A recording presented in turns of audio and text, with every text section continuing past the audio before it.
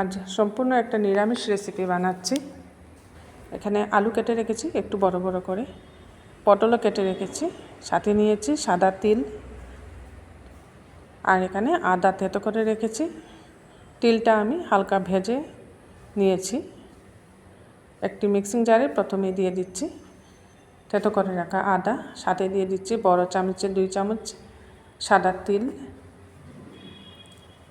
এর সাথে কিছু গুঁড়া মশলাও আমি একবারে দিয়ে দিচ্ছি। এখানে দিয়ে দিলাম প্রথমে হলুদের গুঁড়া, জিরে গুঁড়া, আর দিচ্ছি ধনে গুঁড়া,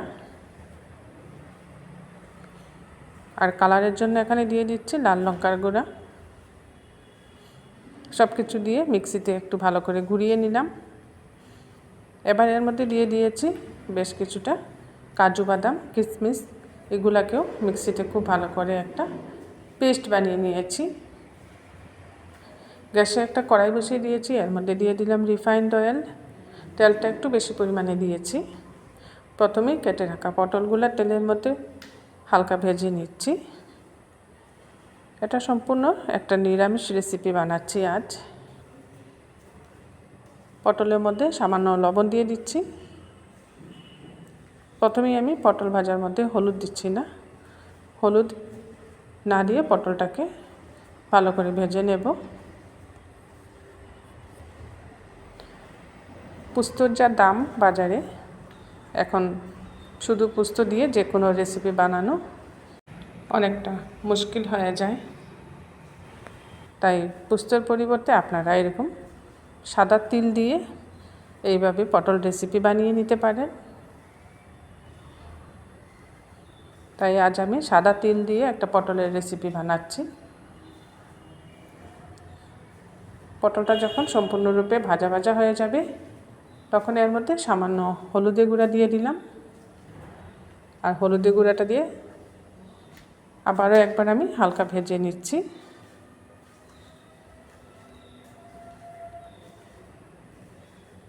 পটলটা ভেজে বানালে পটলের কাঁচা গন্ধটা থাকে না। পটলের যে কোনো রেসিপির মধ্যে পটলের কাঁচা গন্ধটা থাকলে ভালো লাগে না। পটলগুলো ভাজা হয়ে গেছে, এগুলো এখন একটা বাটিতে আমি উঠিয়ে নিচ্ছি।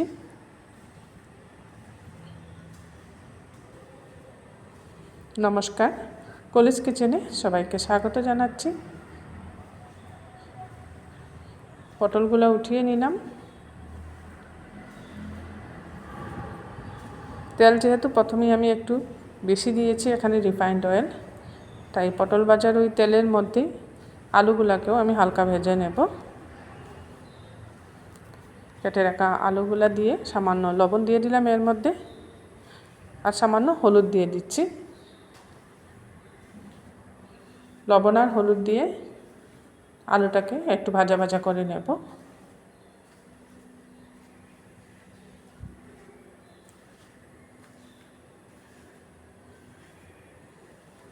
আলুগুলা ভাজার সময় যাতে 50% কুক হয়ে যায় সেইভাবেই আমি ভাজবো। যেহেতু পটল ভাজার সময় প্রায় সিদ্ধ হয়ে গেছে, তাই আলুগুলা বারবার নাড়িয়ে একটু ঢেকে ঢেকে ভাজা করে নিয়েছি।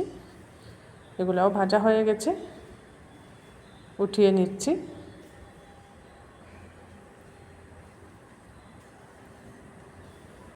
প্রথমে যেহেতু তেলটা একটু বেশি দিয়েছি, তাই এই রেসিপির মধ্যে আর তেল দিতে হবে না। পটল আলু ভাজার ওই তেলের মধ্যেই আমি ফোড়ন দিয়ে দিচ্ছি শুকনো লঙ্কা, আর দিচ্ছি তেজপাতা, আর দিয়ে দিচ্ছি সাথে কালো জিরে।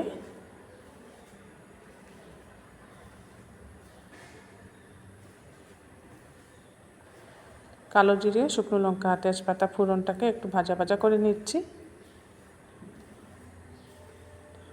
আলু ভাজার সময় একটু নিচে লেগে যায়, তাই কোনো অসুবিধা হবে না ওই তেলের মধ্যে ফোড়ন দিয়ে রান্না করলে। কালো জিরে শুকনো লঙ্কাটাকে একটু ভাজা ভাজা করে নিলাম। এবার ফোড়নের মধ্যে দিয়ে দিচ্ছি বানিয়ে রাখা মশলার পেস্ট। এই মশলার পেস্টটি আপনারা দেখেছেন, আমি কিন্তু পোস্ত ব্যবহার করি নাই, শুধু সাদা তিলের মধ্যেই সব কিছু দিয়ে পেস্ট বানিয়ে নিয়েছি।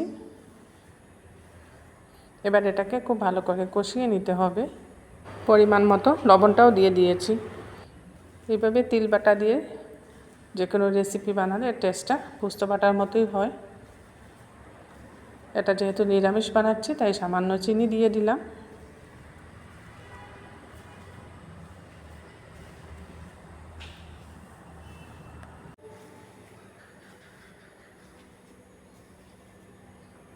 মশলাটাকে বেশ কিছুক্ষণ কষাচ্ছি, যতক্ষণ না মশলা থেকে তেল ছেড়ে আসছে ততক্ষণ এটাকে খুব ভালো করে কষিয়ে নিতে হবে।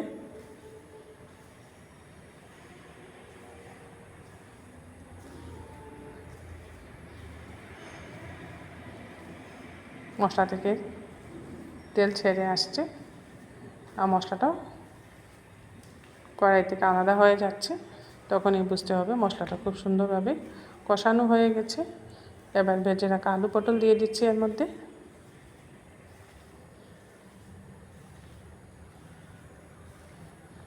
এইভাবে একবার আলু পটল তিল বাটা দিয়ে নিরামিষ বানিয়ে দেখবেন, দারুণ লাগে খেতে।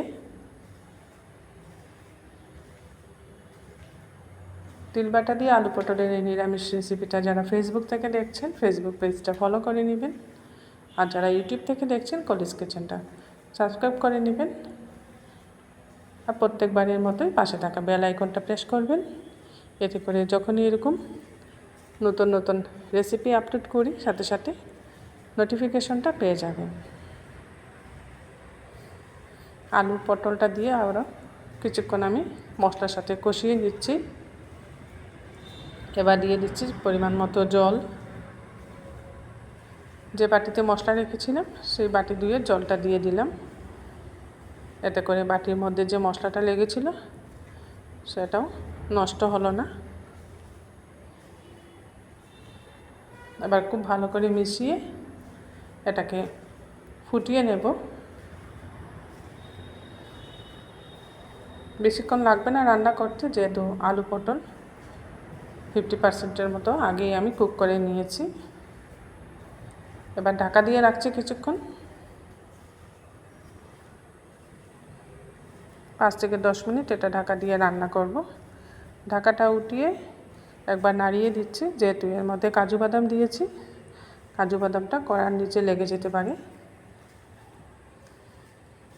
তাই আবারও একবার নাড়াচাড়া করে দিচ্ছি।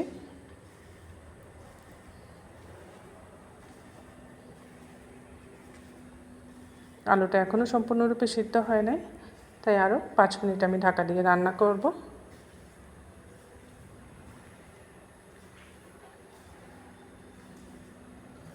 দেখুন খুব সুন্দরভাবে তৈরি হয়ে গেছে তিল বাটা দিয়ে আলু পটলের এই নিরামিষ রেসিপি। এতটুকু গ্রেভি রাখবো, ঠান্ডা হওয়ার পর গ্রেভিটা অনেকটা কমে যাবে। এতটুকু গ্রেভি রাখলে ভালো হবে। নামানোর আগে উপর থেকে দিয়ে দিলাম ঘি দিয়ে গ্যাসের হিটটা বন্ধ করে কিছুক্ষণ ঢাকা দিয়ে স্ট্যান্ডিং টাইমে রেখে দিয়েছি। এবার একটা সার্ভিং বলে নামিয়ে নিলাম। খুব সুন্দরভাবে তৈরি করে নিলাম তিল বাটা দিয়ে আলু পটলের এই নিরামিষ রেসিপি। এটা রুটি, ভাত, পোলাও সব কিছুর সাথে দারুণ লাগে খেতে। আমার এই নিরামিষ রেসিপিটা আপনাদের ভালো লাগলে একটা লাইক করে দিবেন। অবশ্যই আত্মীয় স্বজন, বন্ধুবান্ধব সবার সাথে শেয়ার করবেন।